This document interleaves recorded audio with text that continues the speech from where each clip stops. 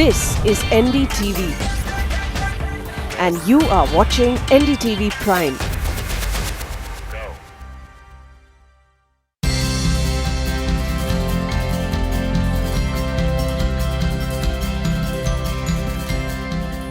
My name is Vrishali Deshmukh and I'm the editor of Healthcare Executive, which is India's fastest growing online digital magazine. Now the toughest job, where you have to introduce your boss, Dr. Vivek Desai, the Managing Director of Hosmac India Private Limited and the Managing Editor of Healthcare Executive. Coming to today's theme of Thought Leadership Summit and why this leadership summit.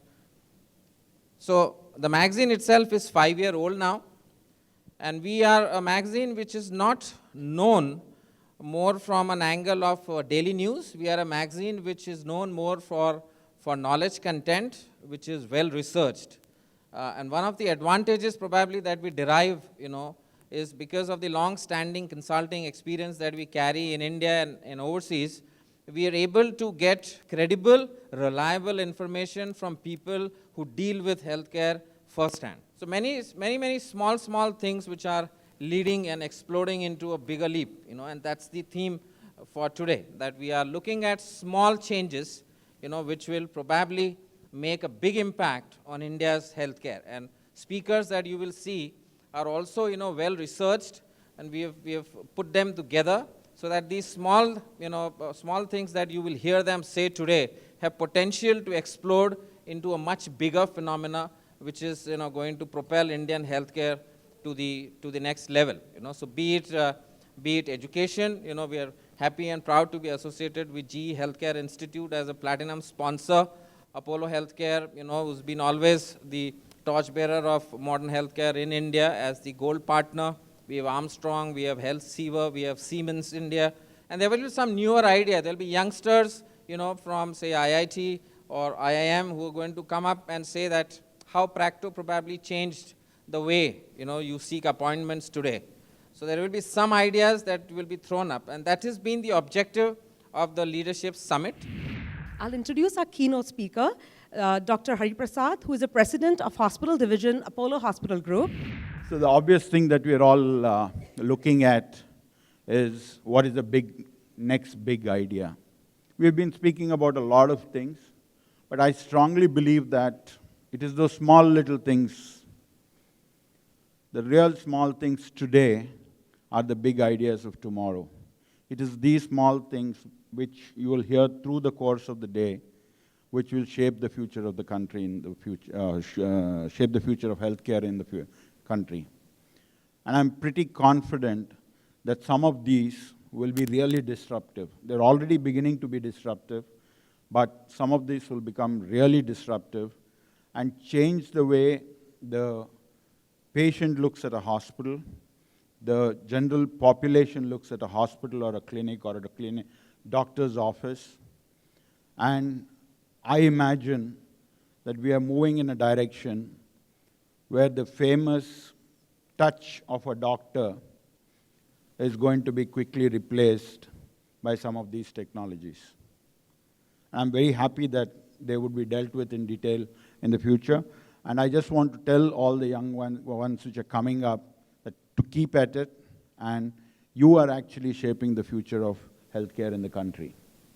Whatever we do, whether it's IT solution, whether it's a process, whether it's a system, my thought is everything is directed towards one goal, and that goal is access. And the role of technology in developing this access is increasing rapidly. We have a lot of disruptive innovations coming up, like the aggregators, a lot of them who probably would talk today, and we're actually seeing Uberization of healthcare. And as I said, whatever we do, ultimately it should impact the quality of the delivery of healthcare in the system. And unless we impact quality, it is not going to be a sustainable model, whatever model we develop. My view is that people at the top of the pyramid in India are going to laugh all the way to great healthcare as we move forward. I think the present healthcare system very clearly meets and will continue to meet the needs of the top 200, 250 million people in this country. I guess the real challenge going forward is going to be how are we going to be able to take care of the billion people who today can not afford or access great healthcare in the country. Our next speaker, Mr. Marut Setia, who is a seasoned G professional. If you look at the emerging countries, so 70 countries that I work for, Africa, ASEAN, and South Asia, you're looking at 3.2 billion people who don't have access to healthcare. And in that situation, you have all these assets lying down, some funded by World Bank, some funded by our government, and not being used. It makes you think that are we really solving the right problems? If we think about access, if we think about affordability, should our first thought go to infrastructure and technology, or are we missing a big piece of the puzzle? Last 3 years, all I've been doing is trying to solve that third piece. Today we have technology to build a hospital in 1.5, 2 years from scratch. You'll have enough companies who give you prefabricated floors to come and build a hospital. You have companies like GE and others who are innovating with products that are made in India, designed in India at a fraction of a cost. Today you can have a warmer, and my colleague Arindam is going to talk about this later. You can have a warmer for 1/3 the price that it was available 3 years back. So we are solving all the right problems, but I think we just have to overlay skill development as a central theme for all of this. I'll give just one example that we have done. Last year we signed an agreement with Tata Trust to scale up our education initiatives. So now we're going to train 10,000 people over the next 3 years to be joining the allied healthcare force on different levels, X-ray, CT, critical care, cardiac care, and so on and so forth. And all these programs will be funded by Tata Trust as soft loans, and GE will do that at a bare minimum cost. This is just one story, one of the 300 people who graduated last year, and we hope that we create 10,000 more of these. So my submission to you only is, think of it as an opportunity and not as a problem, and we'll be able to solve it much faster. I started attending these summits when I was a student at TIS, where Dr. Desai was, a guest lecturer, and that inspired me to actually come back and take a look at what is happening in the healthcare scenario vis-a-vis what I was learning in my college. That was one thing that basically brought me to the summit. What has continued to, which fueled my desire to come back here is that the fact that there are a lot of healthcare leaders that come down and expose you to the various futuristic things that are happening in healthcare and how we're actually changing the patient experience to deliver something that's, very different and very unique compared to what it was before. Good afternoon. So I am Arindam. I head the life care solutions business in GE Healthcare. So me and Manish, my colleague, are going to talk about healthcare in low resource settings. And mostly from GE Healthcare perspective, what kind of solutions or what kind of steps we are taking to address the challenges in this atmosphere or in this ecosystem. I think our earlier speakers have talked quite a lot on a number of statistical challenges or healthcare challenges that we are facing in our country. And when we think of these challenges, they're the challenges being faced by the companies like us who are trying to bring in more products and solutions for the healthcare providers. And these challenges are also faced by the healthcare providers. When you're talking about financial constraints, you're talking about skill sets, we're talking about access, and how do we access more and more patients? How do you bring in more and more patients from the, the tier 2, tier 3 markets to the main hospitals? So as a initiative from GE Healthcare, I think we have been continuously investing in bringing down the cost of the equipment by localizing more and more in India.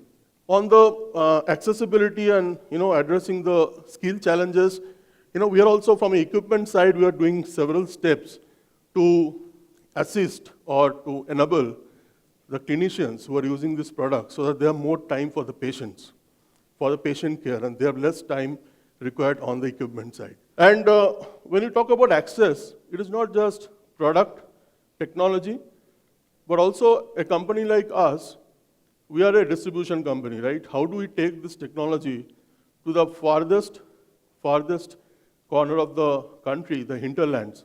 And the distribution plays a very important role. So what we have done about 2 years back was created a very big distribution model. And this company that we created, which is co-invested by GE, is to actually take the technology, this affordable technology, to very, hinterland, tier 2, tier 3, even rural areas. And today we have a person at least 200, 300 kilometers from a customer. I'm so proud to be here because a lot has been spoken about skill. And skill is something which is very essential to all the products and solutions that have been displayed here. This is what we did at the GE Healthcare Institute. We started in 2014. In 2014, I love telling Marut this, we are a bootstrapped startup with a big daddy like GE, okay? But that doesn't change deliverables. We had a beautiful journey through 2015, 16, and 17, where we now have 17 institutes, 9 partnerships. We still have one consistent figure which has not grown. I don't think it can. We are 100% on all results. We've got 100% results on passing. We've got 100% results on placement. And that's what we are proud of. That's the quality we deliver because we are GE. How are we doing this? This is a short video of making things interesting. Please have a look closely, ladies and gentlemen. This is augmented reality. This is what we are investing on a regular basis now. Just see, we are looking at a patient. There was a QR code that was scanned on an iPad, and this comes up above the iPad. You're looking at people trying to resuscitate a patient, and then they say it's a trauma patient, and then they go for a CT. Now, this is what the CT looks like. You might as well make all your mistakes here. So you can experience the CT, you can lift up the gantry, you can rotate it. We'll do a similar thing with the table as well. You know exactly what it looks like. This is not just for doctors. You have to make it interesting for the millennials or Gen, I don't know what Gen is now. Today's conference was a refreshing change because it's talking a lot about not only the clinical part but also the entire infrastructure and the entire environment around that care. So it was very interesting to hear from some of the change makers about the changes that they are trying to bring into the overall ecosystem.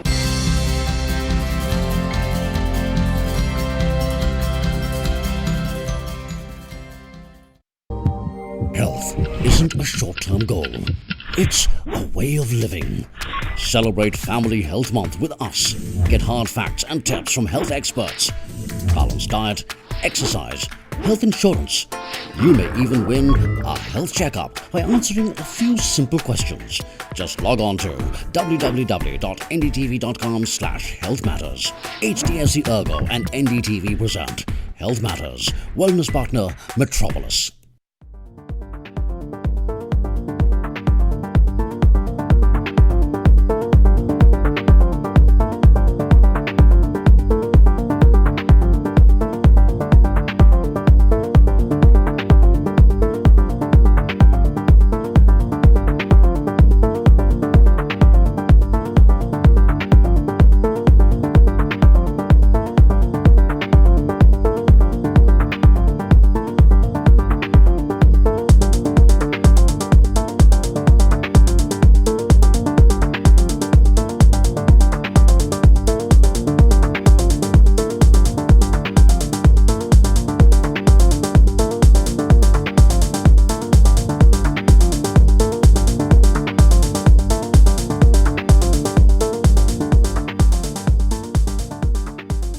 PU कहाँ है?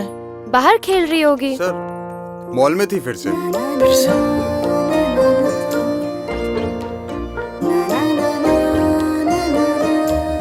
ए PU, अच्छा सच बताओ, ये आप रोज रोज mall में आके क्यों बैठते हो? क्योंकि डैडी को घर पे गर्मी लगती है ना, इसलिए।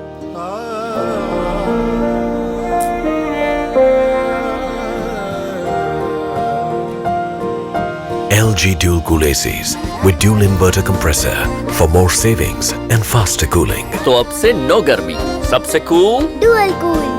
Dual Cool. Think wellness, think Arogyam, powered by Thyrocare.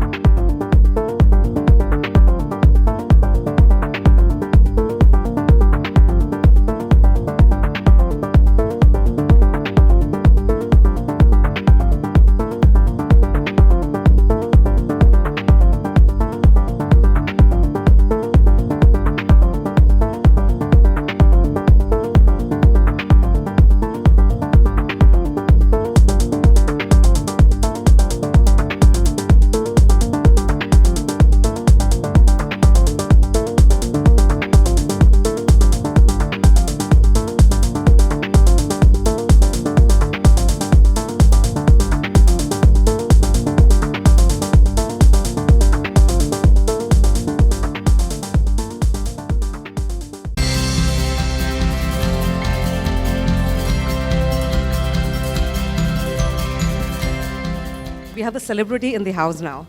And we'll get to it when I introduce him. Vivek Koparati is the co-founder and CEO of Neolite, a lean medical device company developing empathy-driven technology for the newborn care market. My name is Vivek. I'm an engineer from Anna University, Chennai. I got my business degree from Arizona State, US, and then I started a company called Neolite. So that's the agenda for us today. Who are millennials? What are we doing in healthcare right now? How are we going to shape the future? What are the trends, need of the hour? So millennials are basically every individual who's born after 1981, age group of 18 to 35, if I'm not wrong. The simplest way for me to remember is I am a millennial, I'm 27 years old. My father is a Gen X, my grandfather is a baby boomer. So I think the significance of millennials was not a lot, I think a decade ago or 2 decades ago, but now millennials have risen to be the largest workforce that's contributing to all over the world. So I feel like millennials, we have a different culture, we speak a different language, we're more focused on technology. The reason being, my father had access to a smartphone when he was, I think, 36. I had access to a smartphone when I was 18. So my father